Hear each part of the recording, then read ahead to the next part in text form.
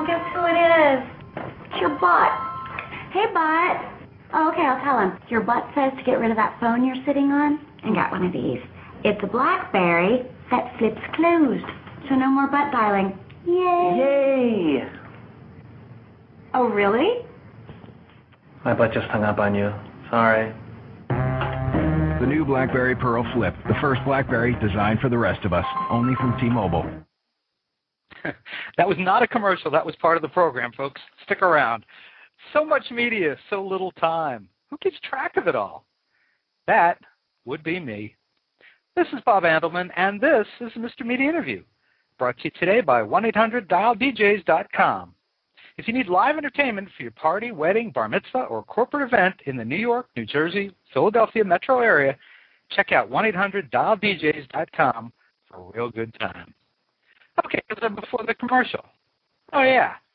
Mr. Media is recorded live from the new media capital of the world and global headquarters of the Home Shopping Network, St. Petersburg, Florida. It's a shame Lorne Michaels didn't sign up Danny Pudi for Saturday Night Live before the producers of the NBC sitcom Community cast him as Abed. He is so flexible in body, mind, and voice as to suggest a combination of Jim Carrey, the late Phil Hartman, and a thoroughly modern Rich Little. Pudi looks so unassuming that no matter how often you see him do his stuff in Community, you can't help but do a double take, rewind, and watch him do it again and again. Take a listen to this clip from a recent episode in which co-star Chevy Chase goads him into coming on to fellow community college student Annie as a practice run. And Annie is played by Allison Brie. Now here's a tip if you don't already know this. Brie plays Trudy on Mad Men on AMC. Give a listen to this. Okay, Abed. We know that normally you wouldn't approach a girl, but if you don't learn how, you won't get Jenny. Yeah, and you got 2 days. Then I'm going after her. Oh, you're... What? I'm incentivizing him. Also, if she's into Abed, let's face it, anybody could hit that. I understand. I need to change who I am to someone more likable. No, sweetie. It's not about changing. It's about learning. Learning to change? No. Good. Grief. Clear the chickens off the runway. I'll be the bad guy. Yes? Abed, you need to be someone else. Someone who eventually gets a girlfriend, because I can't think of anything more frightening than a half Polish, half Arab virgin in his 30s. One way or the other, that story ends with an explosion. Let's try a practice run. All right, Annie, you sit here, okay, and be a girl. Abed, you take a run at her. Let's see what you got. Okay.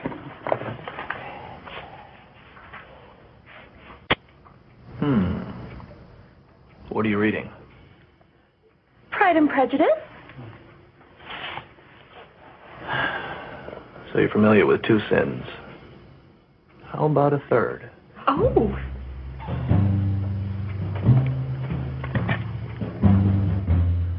I don't think we're allowed to smoke in here. And you picked the wrong outfit. Didn't you? Don Draper from Mad Men. What'd you think? Weird. Awesome. Put your tongue in her ear. I liked it. Don't be him. He cheats on his wife. Maybe Woody Allen could remake the film Zelig with Pudi as the lead. Well, besides Community, Pudi also had a lead role in the 2009 film Road Trip Beer Pong, and you might also recognize him for a certain T-Mobile commercial we played at the top of the show. Anyway, Pudi is here to promote his upcoming gig as host of Acme Saturday Night this Saturday, April 10th. You can watch the online comedy TV show streaming live online at www.acmecomedy.com at 10 p.m. this Saturday. That's Eastern Time, or 7 p.m. Pacific. Danny, welcome to Mr. Media. Yay! Thanks for having me, Bob. I'm excited. Yeah. Hi, everybody. Good morning. Hey, good morning. Delighted to have you here. I got to spend the morning reliving a lot of Community clips and then exploring some other Danny Pudi work, and just a fun morning for me. Good. I'm glad it's not traumatic. Being a little bit, being too much of a vampire or seeing too many Batmans or aliens could frighten some young children. So I'm glad you were able to handle it. There might be a little PTS later. I'll let you know. So if you could do this interview as anyone but Danny Pudi, who would you choose? Ooh, that's a very good question.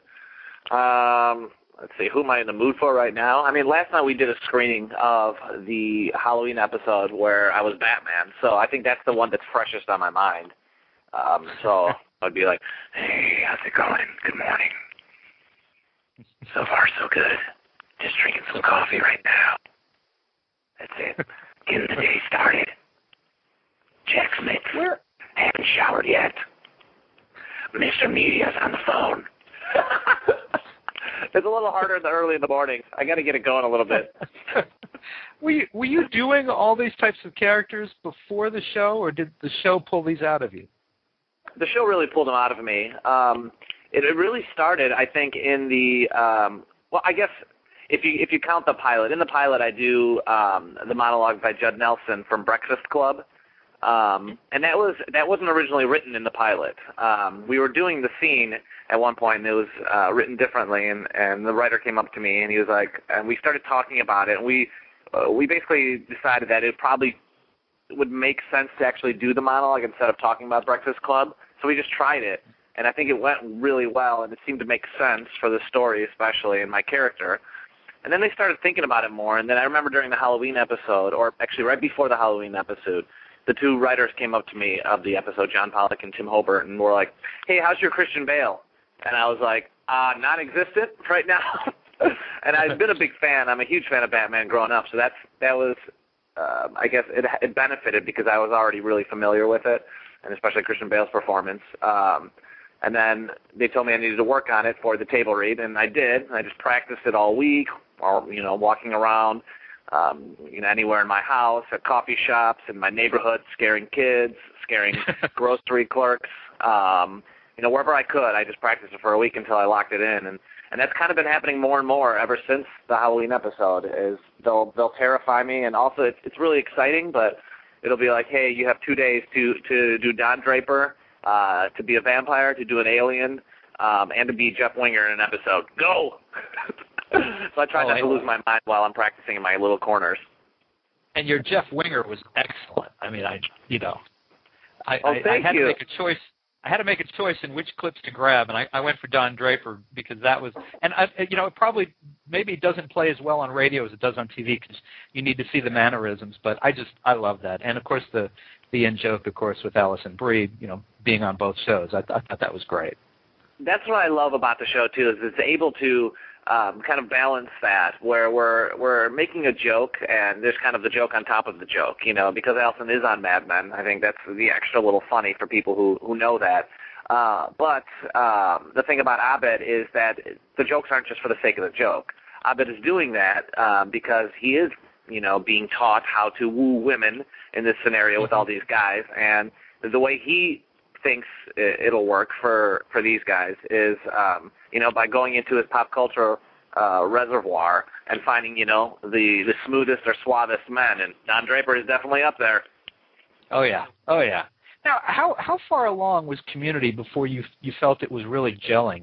And the reason I asked that, now you mentioned the Halloween episode, certainly for your character, but I'd maintain that the show that it started out to be in the first few weeks is not the show it is today, and I mean that in a positive way. It really, and maybe it was the Halloween episode for a lot of the characters, but it really caught fire sometime mid to late fall, it seems. Yeah, I think I would agree definitely too. I think that the early part of the show too, I still think when I watch some of the earlier episodes, including the pilot, I still think there's something really special about those episodes, because what we're doing, I think, is really establishing these characters and sort of the rules here. And it's kind of like anything. Like even when you meet your a good group of friends at college, when you really meet them, there's a little bit of a learning period where you kind of figure out what people's roles are, what they're about, what drives them. And I think that's the first few episodes, is really kind of exploring where these characters are coming from and how they fit into the group. And I think right around the Halloween episode is when we kind of learned enough about every character to really understand where they're coming from. So that way, whatever they say now is funny, and it's very clear and specific. And I think that's the great thing about our show, is it's taking time to really kind of explore that stuff. I think the third episode was when my character, Abed, we met his father, and we discovered that his father and him have this very interesting relationship where his father definitely doesn't understand how to deal with Abed. And he comes to school, and then Jeff and Britta sort of defend Abed and agree to help Abed because he wants to take film classes, and his father doesn't want him to because he wants him to run his falafel restaurant. So there's this struggle, but I think there's definitely some moments in that episode which aren't necessarily funny.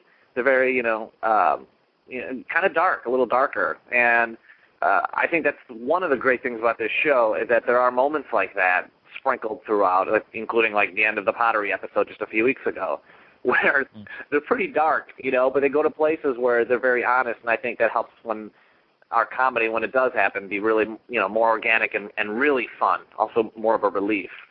But so I guess going back to your question, I think right around the Halloween episode is probably when it did start picking up, because I think we did take time earlier in the season to really dig into these characters and find out who they are. So now we're able to kind of just throw them all into a scenario and see what happens. Speaking of who they are, and you mentioned Abed's father, which had me thinking about, do you think Abed could be at all related to Raj on The Big Bang Theory? They have this very similar love of pop culture and fear of girls and their relationship with their dads. I would say no. I mean, here's the one funny thing about that. Actually, the character who plays Raj on Big Bang Theory, Kunal Nair, is actually a friend of mine. So we have a good friend. And we met because we did a play in Los Angeles about a year and a half ago. But his character is Indian, and my character is actually half Palestinian, half Arabic, and half Polish. So that's kind of the fun thing about this show is that it's very diverse. My character's a little bit out there. I think I referenced at one point in time my relatives in the Gaza Strip. And then when the writers found out that I could speak Polish, they put some of that in there. And so I have spoken Polish briefly in the show, which is kind of an awesome thing to be working with a group of writers and creators who really incorporate your talents and aren't, afraid to. If it works with the story and it works with the character, they'll do it. So I'm also a little bit afraid because every time I mention I could do something like knit, juggle, or tap dance, next thing I know, it's in an episode. Well, I saw you dancing on Bonnie. Bonnie Hunt. Oh, Bonnie Hunt. Thank you, Bonnie Hunt's show. So clearly you can dance. That was great. Yeah, and I think that that's kind of the marvelous thing about this show is that Abed is such a great character to play for many reasons, but one of them being how he views the world as such a playground. And the other thing is I'm really able to incorporate so much of what I've learned and done in my training into this role. And so, like, in doing the impersonations and that kind of thing, I come from a background of sketch comedy and improvisation. I trained in Chicago at the Second City. And so, and in addition to that, I grew up in a household that was multicultural, and so there was always a lot of wacky characters in my house. And so I feel like I'm always bringing that into this role in my impersonations or characters and in observing as well. And then, secondly, my mom forced me to take these dance classes all the time as a kid. I was in Polish dancing. And, so for many years I took Polish dancing and progressed into high school and to college when I took some modern and jazz and tap. And at the time, you don't really, think it's that valuable. And growing up, I went to an all-boys high school, and all my guy friends, I'd have to pretend I was going somewhere that wasn't dance class. I'd pretend I'd go to relatives' houses because they'd be all watching cartoons or, going to play flag football while I was going to do the polka. So, but I think now it's paying off, Right, guys? Everyone back home? Isn't it paying off? I think it's definitely paying off. One of the things, for people who haven't seen it, this show, and I think this has kind of changed from the first couple of weeks, it has become such an integrated ensemble show as opposed to being that Joel McHale show or that Chevy Chase show. One of the things I've noticed particularly, and I think a lot of people have, is the interaction between your character and Donald Glover's Troy. And I wondered if that started offset, or did the writers figure that out? I mean, you guys, some of the best endings of the show, the two of you. Yeah, I think that was, again, another thing that just happened while we were shooting. And I think that's the wonderful thing is that this is all stuff that's ongoing. So every day we're discovering something new. And our show's creator is Dan Harmon, who's amazing and he's brilliant. And he's one of the wonders of the show is how he's able to incorporate things outside of the show or into the show, into the actual script. And a good example of that is the first tag we did, which was the La Biblioteca rap. And that was the first like little end bit we did, which I think appeared at after the second episode. And Donald and I actually were in an interview for TV Guide magazine, I think, after the pilot. And we ended up doing this kind of spontaneous improvised rap for the reporter. And Dan, the creator of the show, saw the rap, and he was like, hey, I want to put that into the show. And so next thing you know, he wrote the Spanish rap, and he was just like, let's just kind of play with it and do it. And then we did that. Next thing you know, we started doing tags after every episode. And so it's something we kind of discovered that Donald and I just really like bounce off each other really well. I mean, he's hilarious and brilliant, and I think his character is very funny and very specific, and sees the world very, in a very, very unique kind of way. And the great thing about his character, he doesn't question any of Abed's motives. And the great thing about Abed is that he doesn't question any of Troy's motives. They kind of just agree that they're both these interesting characters, and they just do their thing. And they're so different that, basically you give them any kind of premise, and they're going to run with it and make it fun. And they're both willing to try pretty much anything, and I think that ultimately helps. All right. Chevy Chase said about a month ago that the cast of Community, and I'm going to quote him here, is a step up for me that the original cast of Saturday Night Live couldn't do better. And I wonder, what's it like working with him? Just to hear things like that is pretty amazing. It's weird because, like, now that we've done an entire season, I kind of sometimes will forget, the fact that I've really done a show with Chevy Chase. It's a thing that's the strange thing until I'm reminded by people and friends and family when I go back to Chicago. They're like, holy crap, it's Chevy Chase, especially in Chicago, which is like, such a comedy, he's such a comedy icon there, Right. But it's really amazing, and in terms of our show, it really is a true ensemble. So to be working with people like Chevy Chase, who's this legend, and then be working with like Joel McHale and then Ken Jeong, everyone has such a different comedic take that it's just so it's amazing to be part of it and to watch and see how somebody's twist on this joke, versus somebody else's, and to be able to kind of like sit there and learn from him and watch him and look at his hands and be like, what's his hands doing? Oh, his hands are funny. And then the other side of that is that we spend so much time together offset, just sitting there with each other, hanging out. The fact that I have a Christmas card with Chevy Chase on my refrigerator is wild enough. But then, the fact that the other day he told me my Christmas card is on his fridge, I don't think it gets any stranger than that. Knowing that my face is on Chevy Chase's fridge right now is pretty insane. That's pretty cool.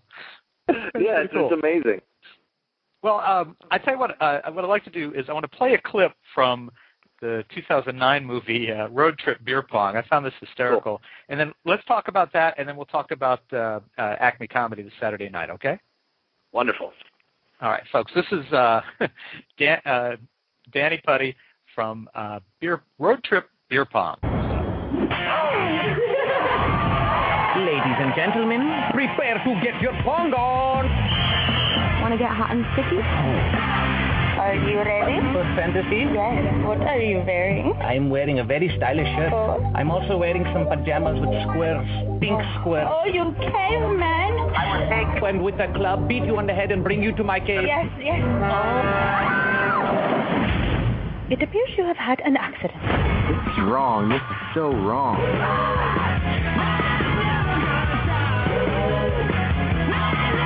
Very nice. Road Trip Beer Pong. Coming soon to DVD. All right, I gotta admit, I love these movies. I don't know what it is about me. I love this stuff.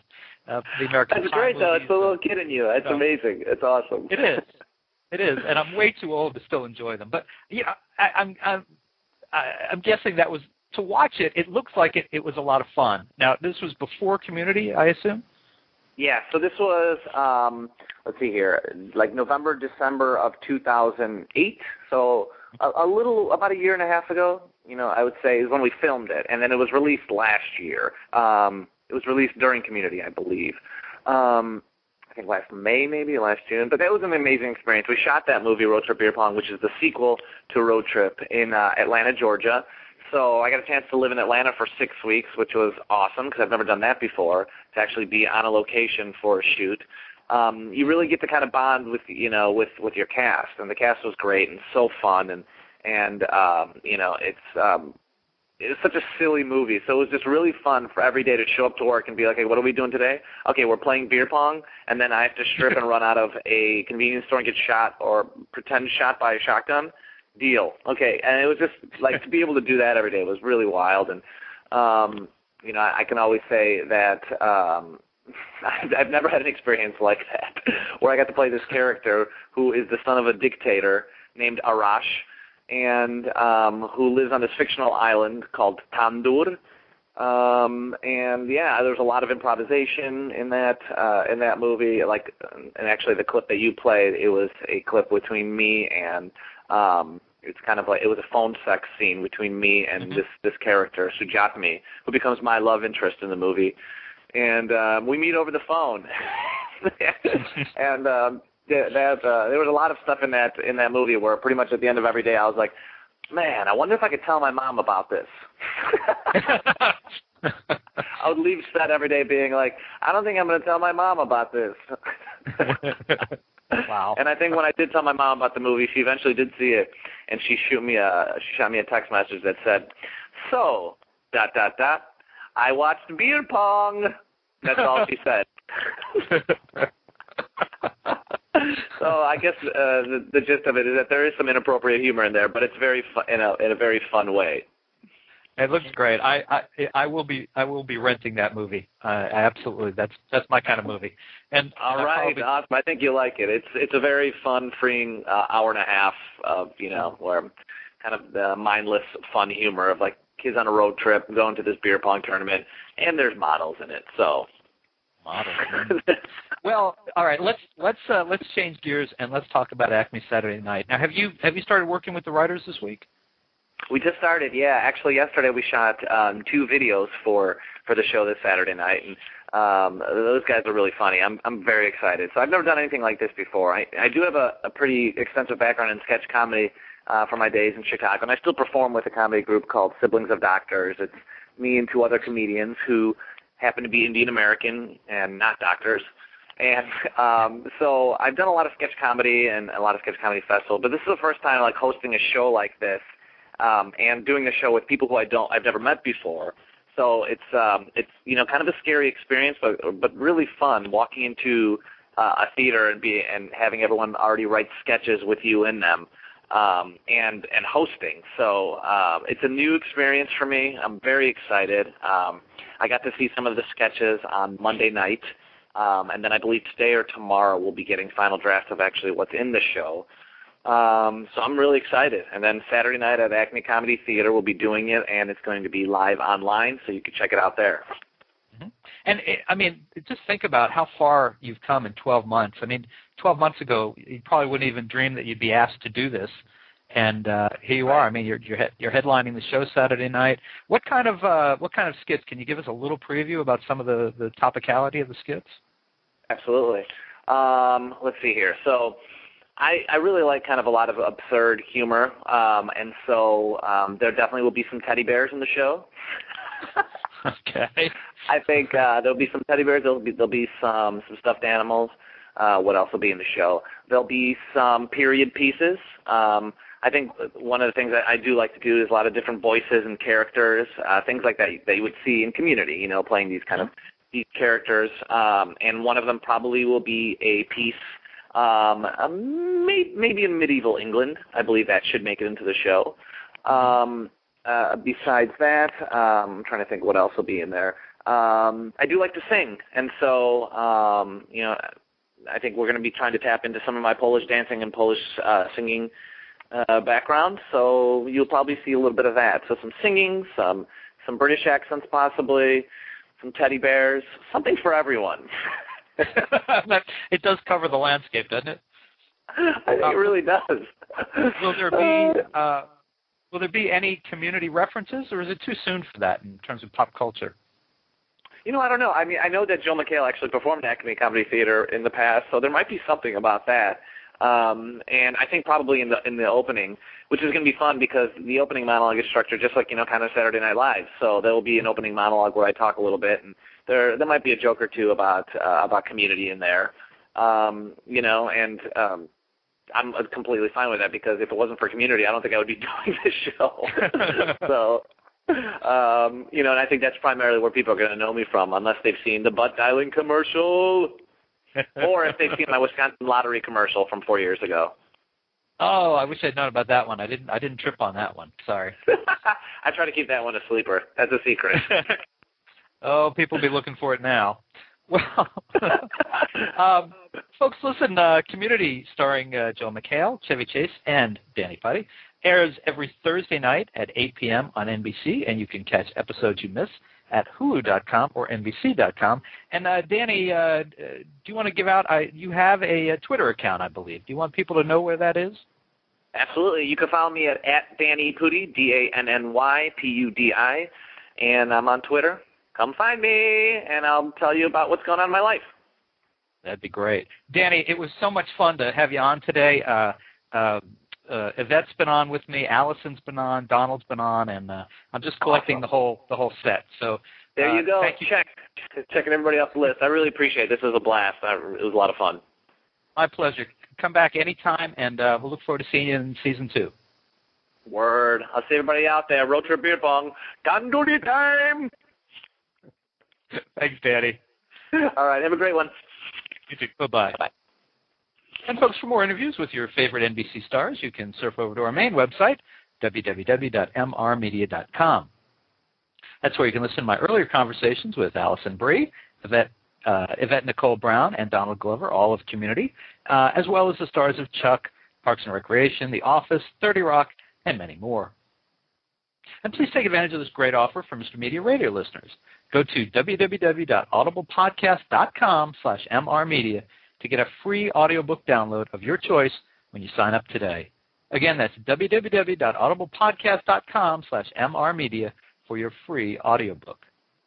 And subscribe to Mr. Media on iTunes, and you'll never miss a show. Just search Mr. Media Interviews from within iTunes and subscribe for free. You can also listen with a piece of string and a tin can in many locations. If you've got an idea for a guest, email me directly at bob@andelman.com. You can also follow me on Facebook or on Twitter, www.twitter.com/Andelman or facebook.com/Andelman. Thanks so much for joining us today. Always appreciate it when you give up a little piece of your day and come spend it with us. Thanks for listening, everybody.